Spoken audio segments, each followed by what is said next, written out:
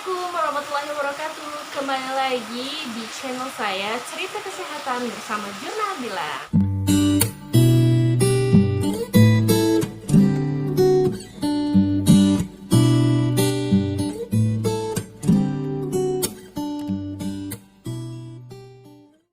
Oke, bagaimana kabarnya teman-teman semua? Semoga masih dalam keadaan yang sehat dan bahagia selalu. Nah, di sini untuk melanjutkan video-video saya yang sebelumnya mengenai alat kontrasepsi, apa aja alat kontrasepsi, jenis-jenis alat kontrasepsi. Tapi di video kali ini saya akan membahas bagaimana sih cara menghitung atau menentukan masa subur kalian. Nah, jadi buat kalian yang penasaran, ikutin terus video ini sampai selesai ya, agar kita semua bisa mengerti dan bisa menjawab pertanyaan-pertanyaan mungkin yang masih mengganjal di benak kalian semua. Tapi sebelumnya, selamat datang bagi teman-teman yang baru bergabung di channel ini. Dan bagi kalian yang belum subscribe channel ini, tolong kalian subscribe dan kalian like video ini kalau kalian suka, serta kalian bisa menambahkan komentar di kolom komentar jika ada pertanyaan-pertanyaan yang kurang jelas. Dan kalian bisa share video ini kalau menurut kalian video ini bermanfaat ya. Apa sih manfaat dari kita mengetahui masa subur ini? Nah, manfaat yang pertama yaitu bagi pasangan yang baru menikah atau pasangan yang tidak ingin menunda kehamilan, bisa dicoba dengan metode masa subur ini. Jadi untuk tidak menunda hamil, nah bisa kalian coba dengan pada saat masa subur kalian melakukan hubungan intens, insya Allah itu akan berhasil ya. Lalu manfaat yang kedua dari kalian mengetahui masa subur ini itu sebagai alat kontrasepsi alami. Nah, kan banyak banget tuh ibu-ibu yang gak suka dari efek samping KB hormonal ya. Jadi KB hormonal seperti pil, implan, seperti suntik. Nah, jadi bisa dicoba dengan alat kontrasepsi alami ini dengan menentukan masa subur. Oke. Nah, lalu manfaat yang ketiga yaitu bagi pasangan-pasangan yang sudah lama mendambakan anak tapi tidak segera hamil, atau untuk mengetahui apakah ada permasalahan infertilitas. Nah, kan biasanya ada tuh yang tanya seperti ini, Ibu Bidan, kita sudah lama menikah, sudah intens melakukan hubungan suami istri, tapi kenapa tidak kunjung hamil? Nah, mungkin di sini kalian melakukannya pada waktu yang tidak tepat. Jadi kalau kalian sudah mengetahui waktu masa subur kalian, bisa tuh kalian coba dengan melakukan hubungan yang intens pada masa subur. Insya Allah cara ini akan berhasil. Tapi bagi kalian yang sudah memang bertahun-tahun tidak memiliki anak, kalian sudah lama menikah, sudah intens melakukan hubungan suami istri, sudah melakukannya pada masa-masa subur, tapi bertahun-tahun tidak melakukan anak, kalian bisa segera pergi atau segera check up ke dokter spesialis kandungan kalian. Oke? Nah, lalu manfaat yang keempat dari mengetahui masa subur yaitu bisa menentukan jenis kelamin dari anak kalian.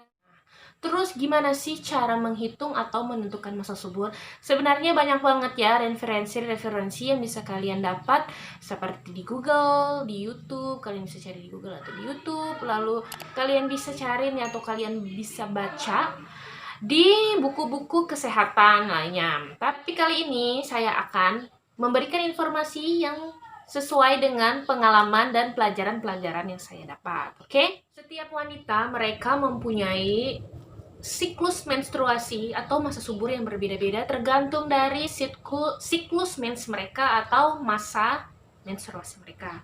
Ada yang siklus menstruasinya itu 28 hari, ada yang 30 hari, ada yang 35 hari ya. Tapi rata-rata banyak yang siklus menstruasinya itu 28 hari. Ada nih, banyak nih pertanyaan seperti ini. Ibu Idan, kenapa ya bulan ini tuh saya mensnya 2 kali, awal bulan dan akhir bulan? Mungkin kalian itu termasuk yang memiliki siklus haid 28 hari. Kali ini saya akan menjelaskan bagaimana cara menghitung siklus haid. Ini di sini saya udah punya kalender. Ini kalender yang saya buat sendiri ya. Maaf kalau agak nggak modal. Nah, jadi ini bisa kelihatan nggak? Kelihatan ya. Nah, contohnya yang pertama, cara menghitung siklus haid yaitu dari hari pertama kalian menstruasi sampai hari pertama menstruasi terakhir atau 1 hari setelah menstruasi terakhir ya. Nah, contohnya di sini kalian menstruasi pertama pada tanggal 1 ya. Ini saya tandain tanggal 1. Lalu menstruasi yang kedua pada tanggal 28. Pada tanggal 28. Jadi dari hari pertama menstruasi pertama ini tanggal 1 dihitung sampai hari terakhir menstruasi yang kedua, itu kita hitung sebanyak 28 hari. 1 2 3 4 5 6 7 8 9 10 11 12 27, 28, pas 28 hari. Lalu rumus yang paling utama yaitu 14 plus minus 2. Nah, jadi 14 plus minus 2 yaitu hitung dari sini 1, 2, 3, 4, 5, 6, 7, 8, 9, 10, 11, 12, 13, 14. 14 pas ada di tanggal 15. Nah, di tanggal 15 ini ya, di tanggal 15 plus minus 2. Jadi plusnya 2 yaitu 16, 17 minus 2 14, 13. Nah ini ya, ini plus minus 2 kelihatan nggak tuh? 15 plus minus 2 ya. Nih tanggal 15 plusnya 2 jadi 16, 17 minus 2 nya yaitu 14, 13. Jadi pada saat tanggal 13, 14, 15, 16, 17 yaitu itu adalah masa subur kalian. Jadi mengerti? Kalau nggak mengerti diulang lagi, kalian bisa ulang lagi ya. Nah, kalau yang tadi pertama udah mengerti, lalu ada pertanyaan bagaimana bagi kita yang mensnya nggak teratur. Mensnya nggak teratur, siklusnya 28 hari, kadang-kadang 31 hari, kadang-kadang 35 hari. Nah, di sini saya akan memberikan caranya ya. Tapi sebelumnya itu, sebelum kalian menghitung siklus rata-rata dari haid yang tidak teratur di sini, kalian harus intens menulis tanggal kalian mens, hari pertama kalian mens, lalu hari kedua, bulan kedua kalian mens. Itu minimal rata-rata kalian harus menghitung selama 6 bulan atau sampai 8 bulan. Kok ribet banget ya, harus hitung-hitung, harus tulis-tulis segala. Nah, kalau kalian memang males, sekarang udah banyak aplikasinya, bisa kalian download dan disitu tinggal kalian cantumin tanggalnya, tinggal tandain, oh tanggal ini saya mens bulan ini, tanggal ini saya mens bulan ini, bulan berikutnya saya mens tanggal ini. Jadi kalian bisa lihat itu selama 6 bulan sampai 8 bulan siklus yang terkecil atau siklus yang terpendek dan siklus yang terpanjang masa siklus haid kalian. Karena di sini bagi yang tidak siklusnya tidak teratur itu kita menggunakan cara itu, dengan cara menghitung setiap bulan selama 6 bulan sampai 8 bulan siklus yang terpendek dan siklus yang terpanjang. Oke? Nah, jadi kalau misalkan kalian sudah hitung, contohnya seperti bulan Januari kalian siklus haidnya 28 hari, Februari 31 hari, Maret 35 hari, sampai 6 bulan atau sampai 8 bulan kalian sudah lihat rata-ratanya, oh ternyata siklus haid yang terpendek saya itu 28 hari. Sedangkan siklus haid terpanjang saya itu 31 hari. Jadi di sini harus kalian catat siklus haid terpanjang 28 dan siklus haid terpendek dan siklus haid terpanjang. Rumus ini udah digunakan dari zaman-zaman bahla ya, dari zaman-zaman dulu. Jadi siklus haid yang pendek 28 dikurang dengan 18. Sedangkan siklus haid yang terpanjang yaitu 30 dikurang dengan 11. Jadi 28 dikurang 18 yaitu 10. 30 dikurang 11 yaitu 19. Nah, jadi dari hasil ini 28 dikurangi 18, 10, 30 dikurangi 11, 19. Kalian bisa tahu selama kalian hitung, jadi dari bulan Januari, Februari, Maret, April, Mei, Juni sampai 6 bulan itu kalian udah hitung ya, hitung-hitungan ini nih. Lalu bulan Juli saat kalian mens terakhir itu kalian hitung dari hari pertama kalian mens, ya, kalian hitung 10 hari dari hari kalian mens, itu berarti awal masa subur kalian. Lalu 19 hari dari hari pertama kalian mens yang bulan Juni ini sama ya, itu merupakan hari terakhir masa subur kalian. Jadi jelas ya teman-teman.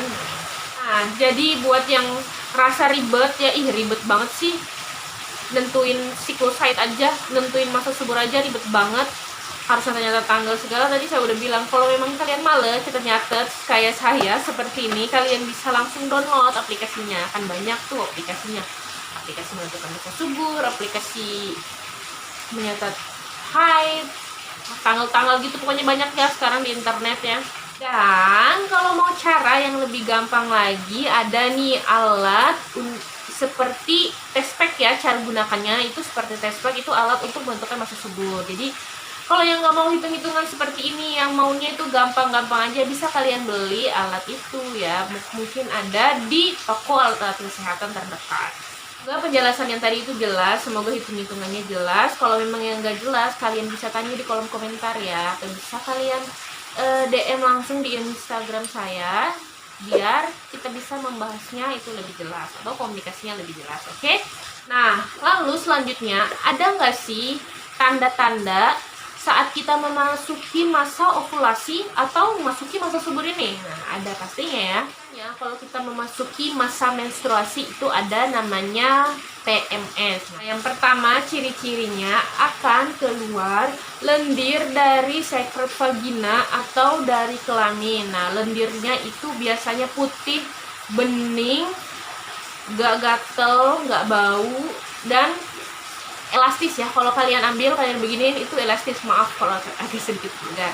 Biasanya ada keluhan-keluhan ibu-ibu yang datang puskesmas seperti ini, ibu bidan, kenapa ya akhir-akhir ini saya itu keputihannya banyak, keputihannya itu seperti ini, keputihannya bening, lalu tanya bau nggak bau, nggak gatel, tapi banyak seperti ini. Nah, itu salah satu tanda-tanda bahwa kalian memasuki masa subur atau masa ovulasi. Lalu yang kedua, tanda yang kedua, pada bagian perut bawah seperti ingin dapat mens. Kan biasanya ada anak-anak muda, kenapa ya baru habis mens lalu perutnya itu sakit kayak mau mens lagi. Nah, ini merupakan tanda-tanda ovulasi atau tanda kalian memasuki masa subur. Lalu tanda yang ketiga, nah tanda yang ketiga ini biasanya libido meningkat. Nah, jadi kalau mau masuki masa ovulasi biasanya kenapa ya kok rasanya libido itu meningkat, kayak pingin deh melakukan hubungan suami istri sama pasangan kalian. Nah, ini merupakan salah satu tanda-tanda kalian masuk dalam masa subur atau masa ovulasi. Lalu tanda yang keempat, kalian merasa payudara itu nyeri atau payudaranya kok kenceng banget ya. Nah, ini juga merupakan salah satu tanda dari kalian memasuki masa subur. Yang kelima yaitu suhu tubuh basal atau suhu tubuh pada waktu pagi hari. Nah, ini bagi para ibu-ibu atau bagi para wanita, suhu tubuh basal yaitu suhu tubuh yang diukur saat pertama bangun atau saat pagi hari sebelum kalian bangun dari tempat tidur. Nah, sebenarnya cara ini itu efektif ya, tapi kayak ribet gitu kalau mau dilakuin. Karena apa? Karena untuk mengetahui suhu tubuh basal ini harus diukur selama 1 bulan. Jadi 1 bulan setiap pagi sebelum kalian bangun dari tempat tidur itu kalian harus ukur suhu tubuh berapa ya. Dan rata-rata selama 1 bulan itu kalian lihat suhu tubuhnya itu berapa.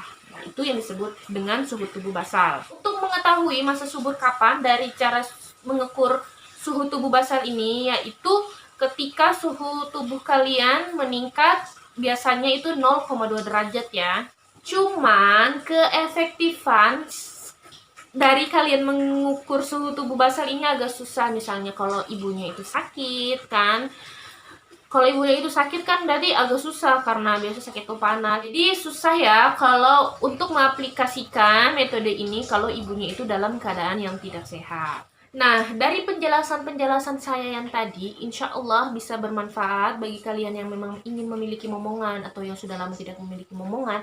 Tapi bagi yang belum berhasil ini atau memiliki gangguan infertilitas, saya saranin untuk segera pergi periksa ke kandungan kalian atau dokter kandungan terdekat ya, untuk dapat informasi-informasi yang lebih jelas. Oke, penjelasan ini semoga kalian bisa mengerti. Kalau ada yang belum mengerti atau masih ada yang mengganjal di benak kalian, silahkan kalian bisa tulis di kolom komentar, atau kalian bisa follow Instagram saya, dan bisa kalian DM supaya kita bisa konsultasi lanjut atau bisa membahas-bahasnya dengan jelas ya.